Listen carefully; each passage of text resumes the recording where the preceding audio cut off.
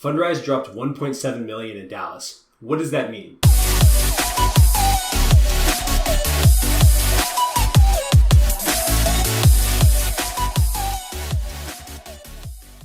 Welcome back to the channel, guys. Today we're going to be talking about Fundrise's newest acquisition, which happens to be in the Dallas area. But before we get into that, let's talk about where I'm sitting and why I'm sitting in such a dark room. So I had to move all of my setup basically to an office that we have in a shed in our backyard, because the room that I was originally located in is going to be the room that my newborn son will be staying in whenever he gets here in March. And we just have a lot to do to the room. And so over the past few days, really the past like 4 or 5 days, I've been moving out here, trying to get things situated out here. And I'm not completely done. I actually have a makeshift just setup going on. I have like lights all over the place. It's kind of dark in here. The overhead light just doesn't look very good on camera. The desk that I'm using is actually up to my chest right now. You can't tell, but it's like in line with my chest. And because the chair that I have doesn't lift up. And actually I could be sitting on this stool, which might be a little bit better, but I'm just not going to at the moment. And so that's why it's so dark in here. I'm just trying to figure out the best way to get lights in here and to light up this area. I chose to go with black because I know lights bounce really weird off of other colors and things like that, and I just like the way it feels in here, having the lights off and kind of chilling. So this is the new setup from this point forward. You're going to hear dogs barking because my neighbors have dogs. My dogs, you'll catch them barking sometimes. They're just not outside right now, they're inside. The sound probably sounds weird in here because I have nothing to stop the sound from bouncing. So just bear with me as we transition into this new period and this new setup. But let's get into Fundrise's newest acquisition. They have a new rental home community near Dallas, Texas, and they dropped 1.7 million, which is a butt ton of money. I'm really looking forward to what these houses like. Honestly, I'm from Texas. I live a few hours away from Dallas, and so I could technically go and look at these houses, I guess, if I wanted to. Nonetheless, I'm really interested in how they perceive Dallas and just Texas in general when it comes to acquiring new real estate. And I'm excited that some of my money is going to be involved in the Texas area because it's where I'm from. So let's jump right over to that. Okay, so newest acquisition, rental home community near Dallas, Texas. November 12th, 2021. Let's look at these pictures. So they have 7 new homes. That's really nice. I like the way that looks. Let's check out the inside. I love the granite.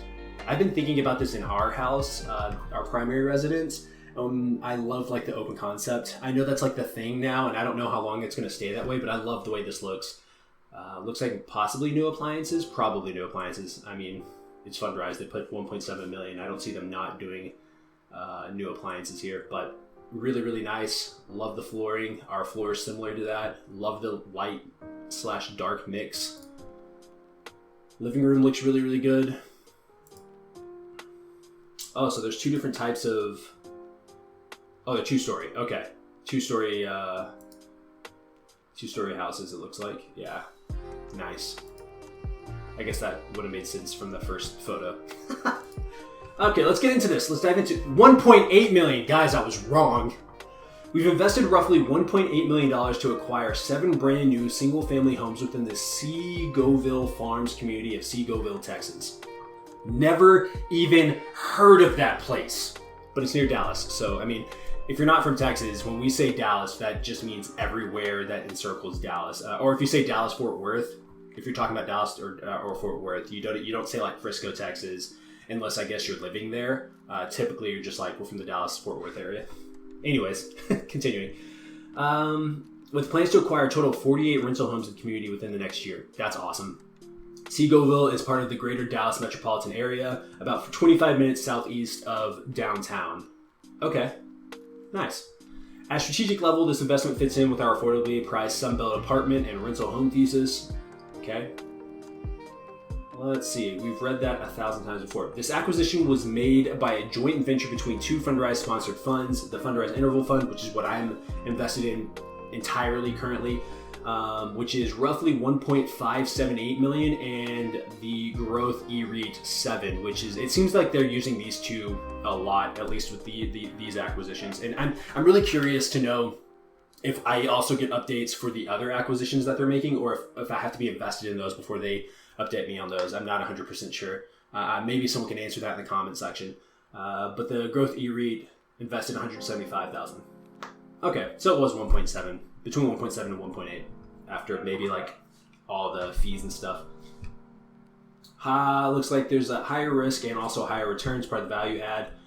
Let's see, business plan. We acquired the brand new vacant homes in batches and leasing them up ourselves to assemble a stabilized community. We intend to get a better price and therefore a better potential return than if we had purchased a finished product. Okay. Our initial investment at Seagoville Farms is an all-cash purchase of 7 finished homes within the community, which is still under construction. Our intent is to acquire and lease up additional batches of roughly 10 homes per month as they deliver, eventually taking ownership of 48 homes within the community. This phased buying structure should result in much more efficient deployment of investors' capital, as opposed to holding cash for several months while waiting for an entire community to be built and then acquiring it all at once. I think that's fine. I don't really have a preference this way or that way. If they think it's gonna save them money, I don't know, obviously they're gonna do that. And I'm happy either way as long as I'm getting a return on my money, you know what I mean? Our intent with this and other investments in single-family rental home communities is to be a long-term investor, which I really like, building a scaled portfolio that generates consistent rental income, while at the same time being positioned to capture what we believe will be outsized price appreciation thanks to a confluence of demographic factors driving demand across the Sunbelt. While the properties, of course, look different than multifamily apartments, the underlying investment thesis is ultimately very similar. We have engaged a leading property manager of single-family rental communities across the U.S. We've talked about that before, how I just love the fact that they are solely focused on acquiring different multifamily, single-family investments, and then allowing management companies and property managers to come in and do what they do best, We expect the aggregate purchase price of all 48 homes in the completed community will be roughly $12.1 million. That's a nice chunk of change. While we acquired the homes in an all-cash transaction, we intend to use portfolio-level financing with the aim of increasing expected returns and freeing up cash to deploy elsewhere. Why we invested: growing local economy. The Dallas-Fort Worth Arlington metro area as a whole continues to rank among the nation's fastest growing, which I see it. Between that and I'm very curious if Austin's growing a little bit faster currently, just because of everyone that's coming from California. But I know Austin's up there in terms of growing really, really fast. I'm interested in Houston. I don't know about the Houston area. I'm sure it's growing relatively fast. Having added 19% to its population since 2010. I did not know that. Far outpacing the nationwide increase of about 6 over the same period. Additionally, in 2020, the Dallas area proved to be the second largest market in the country for Fortune 500 companies based on revenue, behind only New York. I did not know that. That is actually crazy to me. I love the Dallas area, and it's a place my wife and I have considered moving, honestly. One, because it's about the same distance between her brother and his wife and their family, who we love to go visit and who often visit us. And then it's also halfway between our family who lives where we currently live. So social distancing friendly, that seems a little funny. We believe the privacy provided by the community's fully detached and individual homes would be particularly attractive to renters seeking an additional level of social distancing or simply need more living space as norms around work and school shift. The only reason I find that funny is because we're in Texas. And if you're from the South or not from the South and have heard anything about South and the pandemic and how everyone in the South has reacted and acted towards the pandemic, social distancing was non-existent.